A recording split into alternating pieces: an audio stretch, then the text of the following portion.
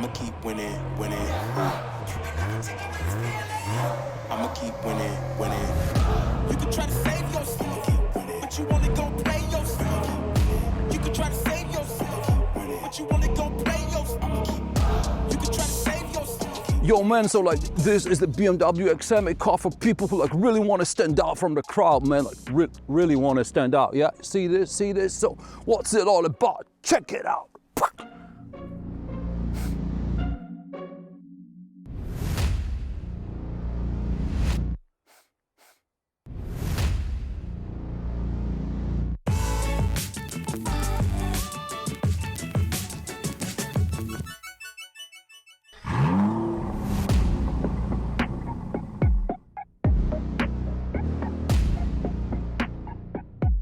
The BMW XM is an SUV similar in size to the X7.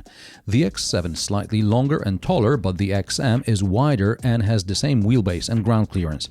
We're talking about 511 centimeters in length and more than 2 meters in width. The wheelbase is 310 centimeters and the ground clearance is 22 centimeters. The latter figure is important because the XM has a sand driving mode and the Middle East is one of the 3 key markets besides the United States and China.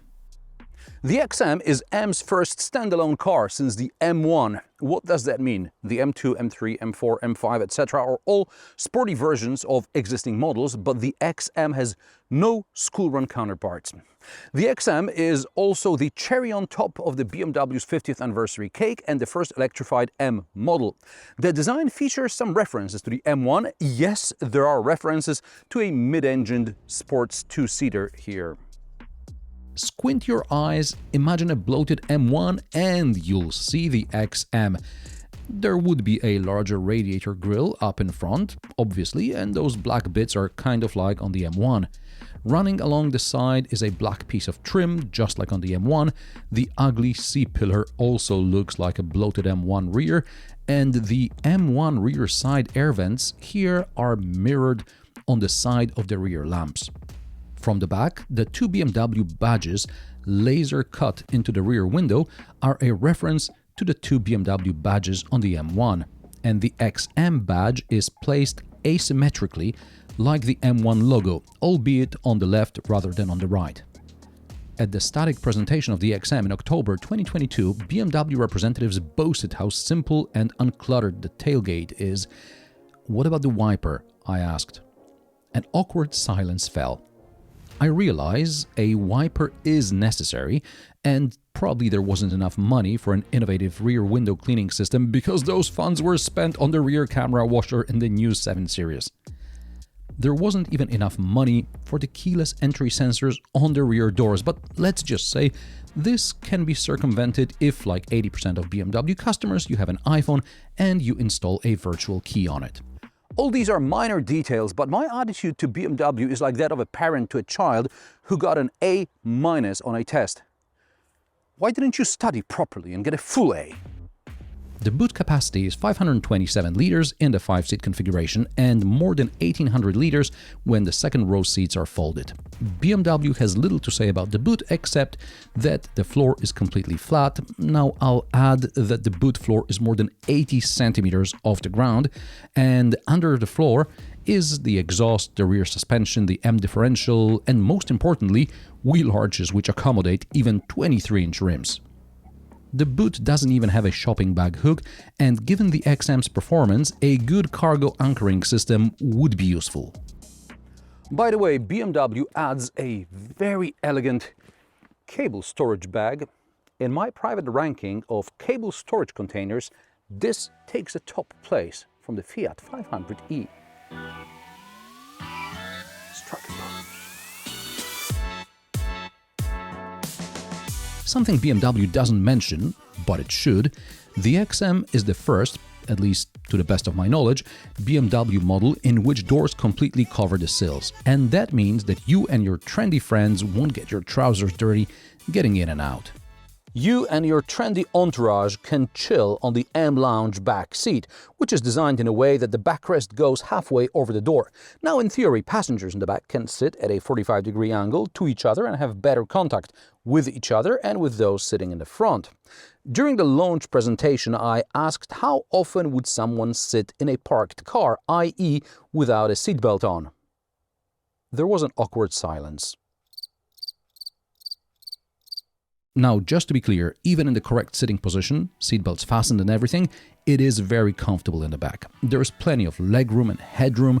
Rear passengers have dual-zone climate control, the seats are heated and ventilated, there is an armrest with cup holders and very well-shaped door pockets.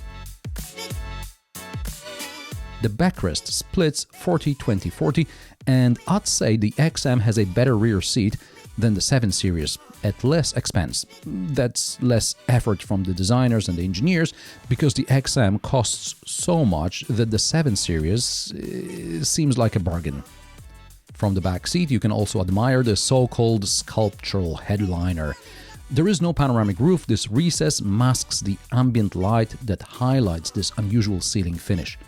It's repeated on the inside of the boot lid and on the door handles, which you'll probably never notice, but the designers are patting themselves on the back for getting such an extravagance approved for production. Compared to the M Lounge, the cockpit is almost ordinary. Even the door handles and seat adjustment buttons are normal, rather than unnecessarily weird like on the 7 Series or the iX. A curved panel with 2 displays is something most new BMW models have these days. It features BMW OS 8. In a few months, there will be an over-the-air update to BMW OS 8.5, but BMW OS 9 will be available only on newer models. Despite a similar interface, there will be no upgrade from OS 8.5 to OS 9. OS 9 is designed to manage new drivetrains which were not taken into account in the current architecture. BMW was kind enough to offer me some OS 8 training and explain where I was wrong in the Tesla review, not distinguishing between remote opening and virtual key. Now, BMW considers Tesla protocols inferior. That's why Tesla works on all phones, not mainly on iPhones and Samsungs.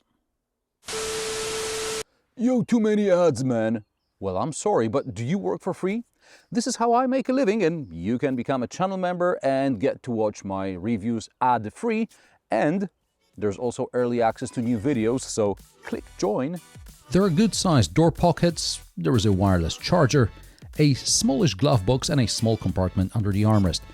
Some more space for a phone or glasses would be useful. I have a feeling that over the last few years, BMW has been going back to its roots and limiting space for things that we always have with us. And I know things shouldn't be lying out and about the cockpit because it's dangerous, but you know what? Rear passengers shouldn't be sitting leaning against the doors either.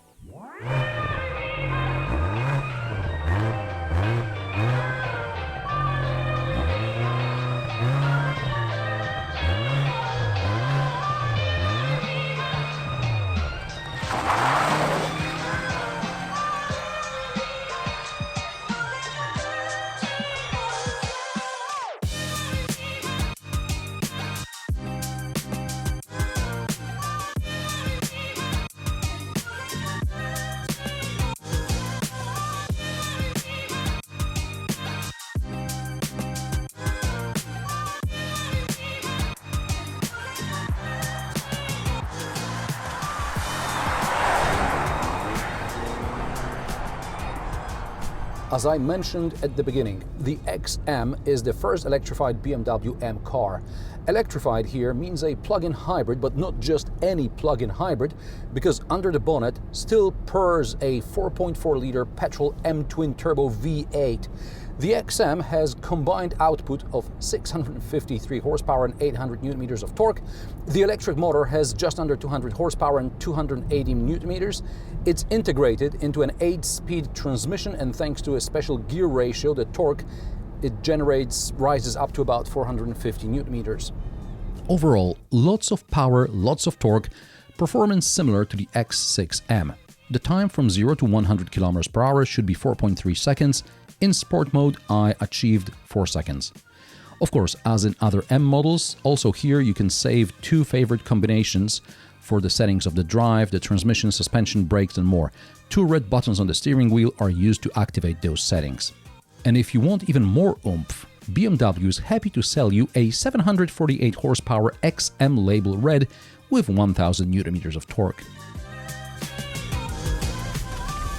As it is often the case with PHEVs, the WLTP fuel consumption figure is something ridiculous, like 1.5 liters of petrol per 100 kilometers.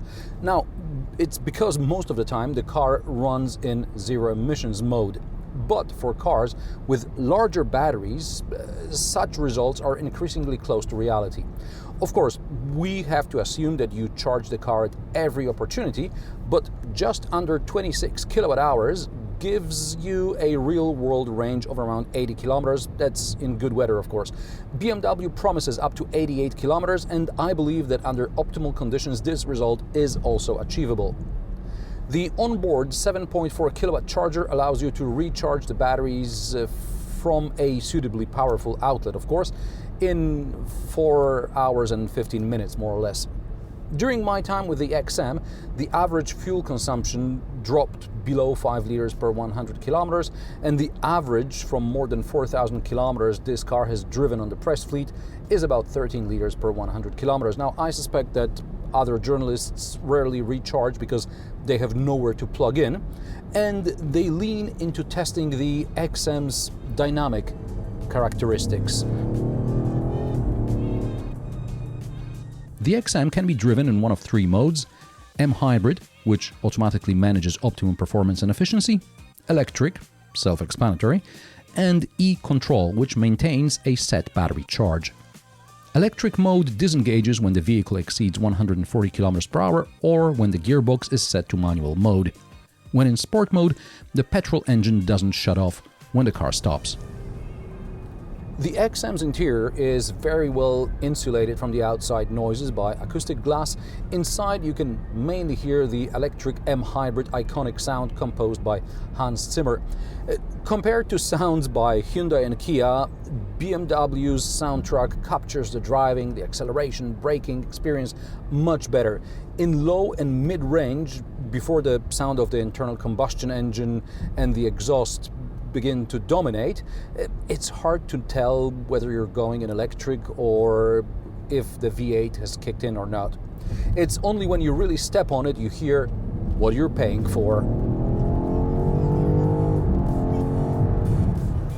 BMW boasts of the XM's stiff suspension and M suspension tuning. The adaptive M suspension adjusts to your driving style and road conditions, and there is active body stabilization as well. You won't believe that this car weighs more than 2.7 tons, which also happens to be as much as it can tow. But even with all this sophistication, Porsche Cayenne Turbo SE Hybrid has sharper handling and more aggressive drivetrain. Now, I'm referring to the third generation pre-facelift model. With that said, the Hybrid Cayenne had a smaller battery and less range in electric mode. This makes the XM a greener proposition. The M xDrive all-wheel drive is, of course, rear biased with traction control disabled. You can slide and even do donuts, and with 22 centimeter ground clearance and sand mode, the XM will probably soon become a social media hit in Dubai.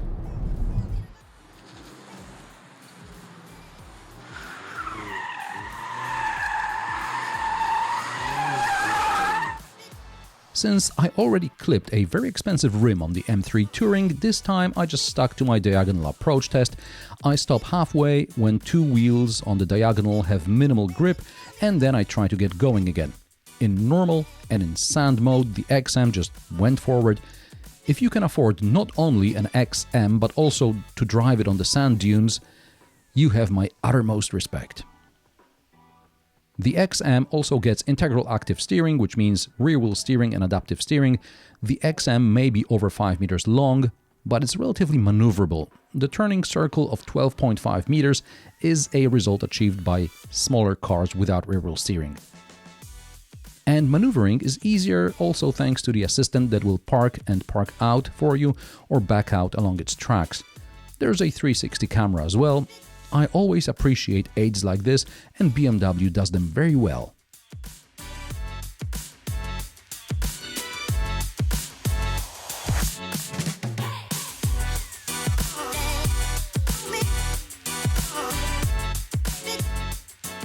Prices of the BMW XM start at €178,000. This test car with extras costs €201,308.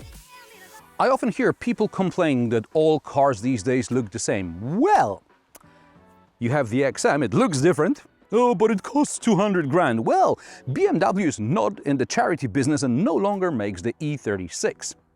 Clearly, having seen the concept model, a sufficient number of customers told BMW to shut up and take their money. And so, here we are.